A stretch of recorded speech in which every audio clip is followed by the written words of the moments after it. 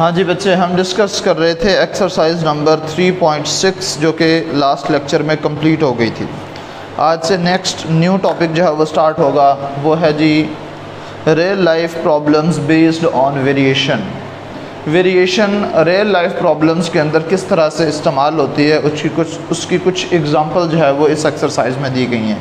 Total जो है वो 9 क्वेश्चंस दिए गए हैं इस एक्सरसाइज के अंदर। ये सारी प्रैक्टिकल लाइफ एप्लीकेशंस ही हैं इसकी, ठीक है।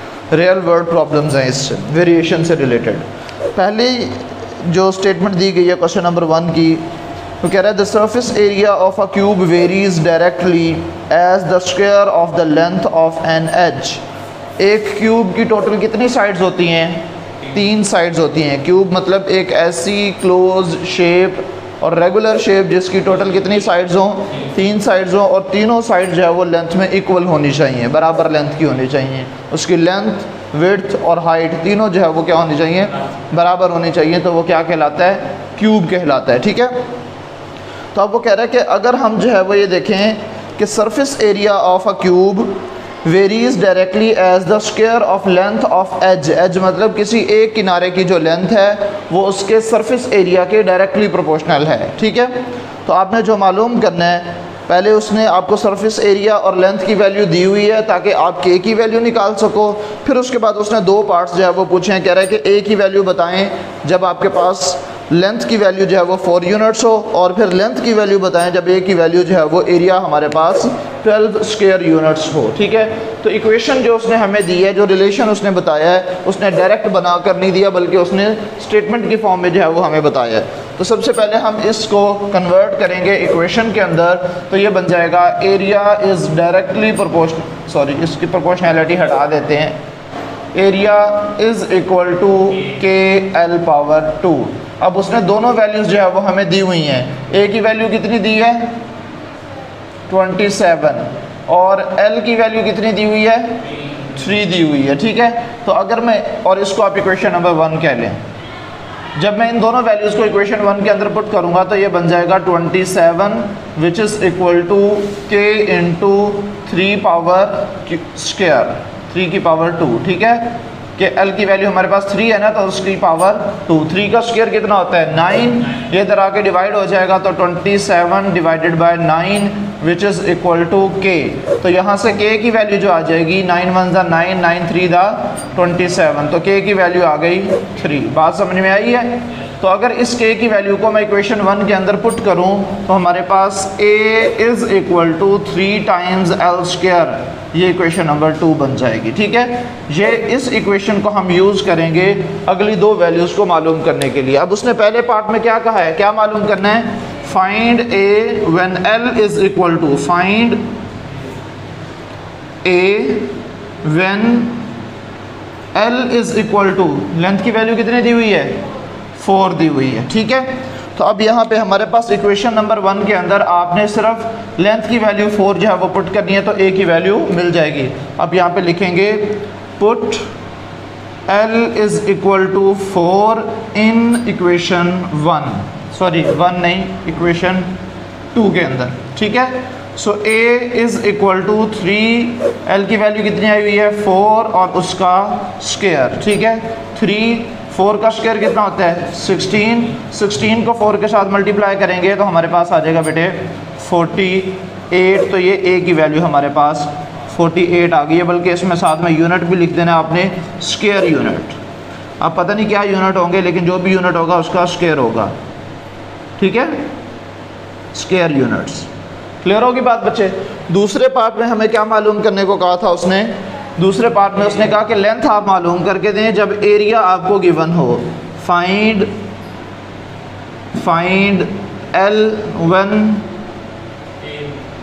ये मालूम करना है when a is equal to 12 given हो, ठीक है। तो अब आपने क्या करना है? Put area is equal to 12 in equation 2, ठीक है। Put a is equal to 12 in 2, ठीक है। तो हमारे पास a की वैल्यू कितनी आ जाएगी? 12 which is equal to 3 into l square. ये यहाँ पे मल्टीप्लायर है, इधर आके डिवाइड हो जाएगा। सो 3 के साथ हम दोनों साइड पे डिवाइड भी कर सकते हैं, तो भी एक ही बात है, 3 4 ज़ा 12, तो 4 is equal to l square. हमें एल स्क्वायर की वैल्यू चाहिए, तो दोनों तरफ क्या ले लेंगे, स्क्वायर रूट ले लेंगे। Square root cancel, so length is equal to plus minus 2 आ जाएगी। बट याद रखिएगा लेंथ की वैल्यू कभी भी नेगेटिव नहीं होती, लिहाजा हम सिर्फ लेंथ की वैल्यू को पॉजिटिव कंसीडर करेंगे। So finally l is equal to 2 होगा। ठीक है बच्चे, तो हमारा क्वेश्चन नंबर 1 जो है ये कंप्लीट हो गया। नेक्स्ट क्वेश्चन नंबर 2 क्या कह रहा है जी, the surface area S of the sphere varies directly as the square of radius, यानी कि एस सरफेस एरिया जिसको एस से रिप्रेजेंट कर रहा है वो डायरेक्टली प्रोपोर्शनल है किसके, स्क्वायर ऑफ रेडियस के। ठीक है, और एस की वैल्यू भी दी हुई है, आर की वैल्यू भी दी हुई है। आर की वैल्यू मालूम करेंगे जब एस की वैल्यू आपको गिवन होगी। ठीक है, फर्स्ट ऑफ ऑल हमारे पास जो इसकी इक्वेशन है वो क्या है बच्चों, question number 2, s is directly proportional to square of radius r. ठीक है, तो साइन ऑफ प्रोपोर्शनैलिटी हटाएंगे, इक्वालिटी और कांस्टेंट आ जाएगा, तो यहाँ पे बन जाएगा s is equal to k r square, k r square. अब आपको दोनों वैल्यूज़ दी हुई हैं, एस की वैल्यू कितनी दी हुई है, 16 पाई, एस इज़ इक्वल टू 16 पाई, और आर की वैल्यू क्या दी हुई है जी, 2 दी हुई है। तो अब यहाँ से इसको इक्वेशन 1 कह लें और इन दोनों वैल्यूज़ को पुट कर दें 1 के अंदर। ठीक है, put s is equal to 16 pi, r is equal to 2 in 1। ठीक है, तो ये हमारे पास 16 pi which is equal to k into r की वैल्यू कितनी होगी, 2। ये मल्टीप्लाई आ रहा है, इधर आके डिवाइड हो जाएगा। अच्छा, स्क्वायर भी है, फिर फ़िलहाल आप इसको रहने दें जी। ये 16 पाई वैसे का वैसे विच is equal to k into 4 हो जाएगा। 4 1 ज़ा 4, 4 4 दा 16, ये मल्टीप्लाई रहा है, इधर आके डिवाइड हो जाएगा। सो ये बन जाएगा 4 पाई, यानी कि ये के की वैल्यू आ गई है 4 पाई। समझ आ रही है? तो अगर आप इस के की वैल्यू को इक्वेशन नंबर 1 के अंदर पुट करें तो हमारे पास क्या बन जाएगी equation, put K is equal to 4 pi in 1। ठीक है, so S is equal to 4 pi into R square, ये हमारे पास इक्वेशन 2 बन गई है। ठीक है बच्चे, अब बताएं हमें क्या वैल्यू दी गई है और क्या हमसे डिमांड किया गया है। Find s, sorry find r when s is equal to 36 pi. एक ही पार्ट है, आर जो है वो आपने मालूम करना है when s is equal to 36 pi. ठीक है, चलें जी, अब सबसे पहले इस इक्वेशन में से हम आर को सेपरेट कर लेते हैं। ठीक है, from two s which is equal to 4 pi r square था, तो ये जो 4 पाई है ये इधर आके डिवाइड हो जाएगा, 4 pi which is equal to R square हो जाएगा। आर स्क्वायर लेफ्ट साइड पर रहने दें। अब एस की वैल्यू कितनी है, 36 पाई डिवाइडेड बाय 4 पाई। पाई से पाई पहले तो कैंसिल कर दें। ठीक है, पीछे रह गया 36, कितना बनेगा 9। So pi square, sorry R square which is equal to 9, और आर की वैल्यू आपको चाहिए तो दोनों तरफ क्या ले लेंगे, स्क्वायर रूट ले लेंगे। ठीक है, square root cancel, r is equal to plus minus 3 हो जाएगा। बट अगेन वही बात कि रेडियस जो है वो लेंथ ही होती है और लेंथ कभी भी नेगेटिव नहीं होती, लिहाजा इसका जो फाइनल आंसर होगा वो होगा r is equal to just 3। ठीक है बच्चे, ये क्वेश्चन नंबर 2 भी हमारा कंप्लीट हो गया। क्वेश्चन नंबर 3 में क्या कह रहा है वो, in Hooke's law the force F is applied to stretch the spring varies directly as the amount of elongation s. F is equal to 12 and s is equal to 1.6, अच्छा 32, ठीक हो गया। फोर्स जो है वो 32 है और उसके बाद जो है वो जो डिस्टेंस s दिया गया है वो है 1.6। ठीक है, आपने s की वैल्यू मालूम करनी है जब फोर्स जो है वो 50 हो, और फोर्स की वैल्यू मालूम करनी है जब डिस्टेंस जो है वो 0.8 हो। ठीक है बच्चे, तो एक्चुअल में इसमें भी 2 ही पार्ट्स हैं।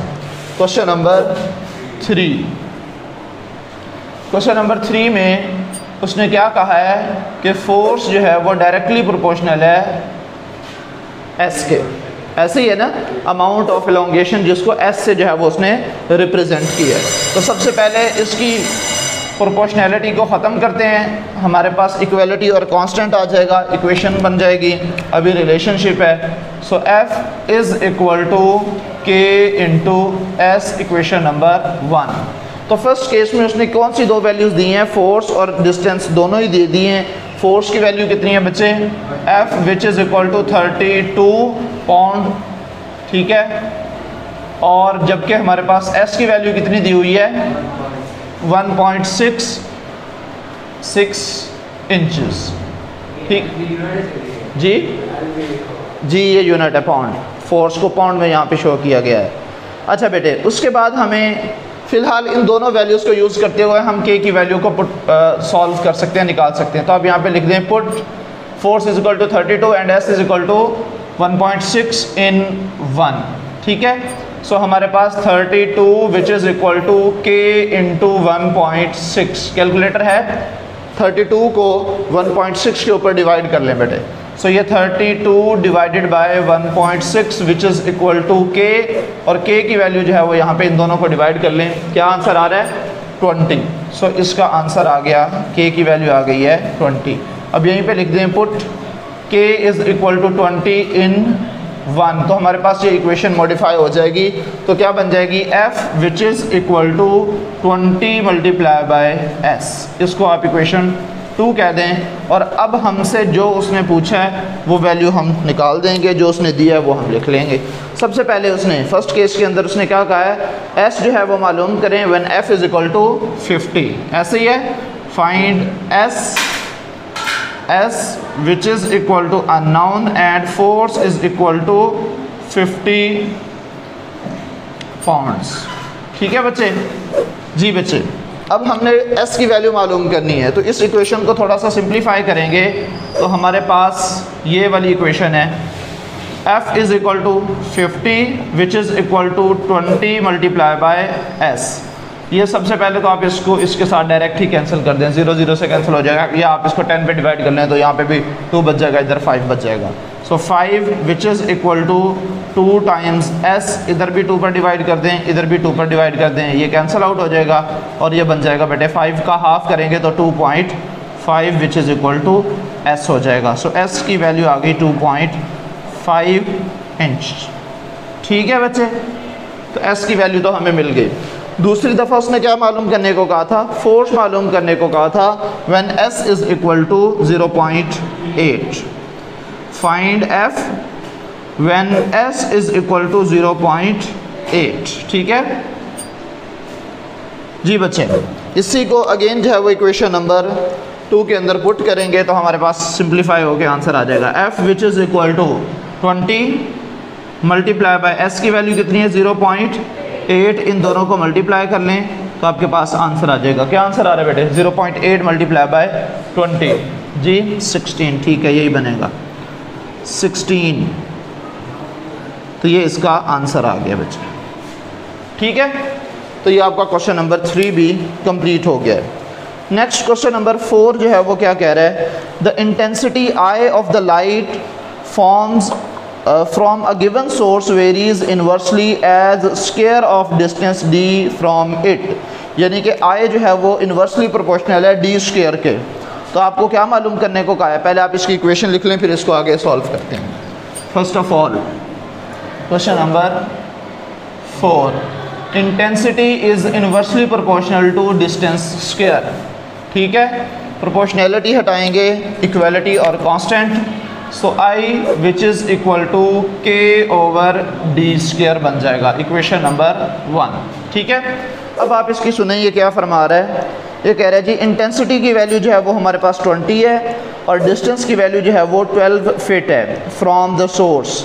अब ये दो वैल्यूज़ हमें उसने दोनों की दोनों प्रोवाइड कर दी हैं। इंटेंसिटी की वैल्यू कितनी दी थी बच्चे 20, ठीक है, और एस डी की वैल्यू कितनी दी थी 12 दी थी। तो इन दोनों वैल्यूज़ को अगर हम इस इक्वेशन के अंदर पुट कर लें तो हमारे पास के की वैल्यू जो है वो आ जाएगी। तो आप यहीं पे लिख दें put I is equal to 20 and D is equal to 12 in 1, ठीक है। सो आई की जगह हम क्या लिख सकते हैं, 20 लिख सकते हैं, विच इज़ इक्वल टू के डिवाइडेड बाय 12। 12 यहाँ पे डिवाइड हो रहा है, इधर आके मल्टीप्लाई हो जाएगा। So 20 multiply by 12 which is equal to k, और के की वैल्यू कितनी आ जाएगी, 12 दूनी 24, 240, ठीक है। तो ये के की वैल्यू आ गई है। अब आगे सुने ये क्या कह रहा है जी। नेक्स्ट कह रहा है वो, find intensity I at a point 8 feets from the source. I की वैल्यू मालूम करें जब आपके पास डी जो है वो 8 हो। अब आप इसको सॉल्व कर सकते हैं बच्चे। आई जो है वो आपने मालूम करना है when D is equal to 8 feet, ठीक है बच्चे। तो आई की वैल्यू तो ऑलरेडी सिंप्लीफाइड है, आप इसी को इक्वेशन नंबर 1 के अंदर पुट कर लें तो हमारे पास क्या वैल्यू बन जाएगी, आई विच इज़ इक्वल टू, के की वैल्यू कितनी आई है 240 डिवाइडेड बाय 8, और इसको सिंप्लीफाई कर लो बेटे, 8 3 24 30 हो जाए, 8 का अच्छा हाँ डी का स्क्वायर था, ठीक है। 240 डिवाइडेड बाय 8 स्क्वायर, 8 का स्क्वायर का मतलब क्या है 240 डिवाइडेड बाय 64, तो इसको 64 पर बच्चे डिवाइड कर लो तो आपके पास आंसर आ जाएगा। आई की वैल्यू क्या आ रही है 3.75। चलो बच्चे ये हमारे पास जी, पीछे क्या वैल्यू दी हुई है 45। अच्छा देख लेते हैं बच्चे, 12 20 ठीक है यहाँ तक तो, ओह ठीक हो गया, ठीक हो गया बच्चे। यहाँ पे हमने डी का स्क्वायर ही नहीं दिया, कैलकुलेटर उठाएं, समझ आइए। हाँ जी बच्चे, 12 का square 144, 20 multiply by 144 which is equal to K. अब आप इसको मल्टीप्लाई करो, K is equal to 20 multiply by 144, कितना आंसर आ रहा है 2.880 नहीं होगा, 2880 होगा, कॉमा होगा यहाँ पे, पॉइंट नहीं होगा। 2 पॉइंट कैसे हो सकते हैं बेवकूफ़, 144 को 20 के साथ ज़रब दे के 2 पॉइंट आएगा, हिल गए, 2880 होगा, ठीक है 2880। तो ये के की वैल्यू आ गई है। अब आप यहाँ पे सिर्फ इसकी वैल्यू को चेंज कर लें, क्या थी के की वैल्यू 2880, यहाँ पे भी 2880। अब आप इसको 64 पर डिवाइड करो, क्या आंसर आ रहा है, आ गया आंसर। चलो जी, तो ये इसका आंसर है बच्चे, ठीक है। चलें जी, इसका आंसर आ गया है 45, ठीक है। चलो बेटे, ये आपके टोटल 4 क्वेश्चंस जो है वो हो चुके हैं। क्वेश्चन नंबर 5 जो है वो आपने खुद ट्राई करने में आपको समझा देता हूँ। वो कह रहा है जी, pressure P in a body of a fluid varies directly as depth D। P जो है वो डायरेक्टली प्रोपोर्शनल है किसके, D के। If pressure exerted on the bottom of a tank by a column of a fluid is 5 feet, height is जो है वो क्या है 2.25 pounds per square. In how deep must fluid be to exert a pressure of 9 pounds per square. अब आपने simplify कर लेना, मैं आपको इसका रिलेशनशिप बच्चे बना के दे देता हूँ। First of all question number है 5, क्या कहा है उसने, सबसे पहले उसने ये कहा कि प्रेशर जो है वो डायरेक्टली प्रोपोर्शनल है डी के। So P is directly proportional to D, ठीक है। प्रोपोर्शनैलिटी हटाएं तो हमारे पास आ जाएगा बच्चे P इज़ इक्वल टू के डी या डी के, जो भी कह रहे हैं, ठीक है, इक्वेशन 1। अब उसने 2 वैल्यूज़ आपको प्रोवाइड की होंगी, दोनों की दोनों वैल्यूज़ आपने यहाँ पे पुट कर लेनी है। अब वो क्या कह रहा है कि हमारे पास जो प्रेशर है वो कितना है 5 फीट, और उसके बाद जबकि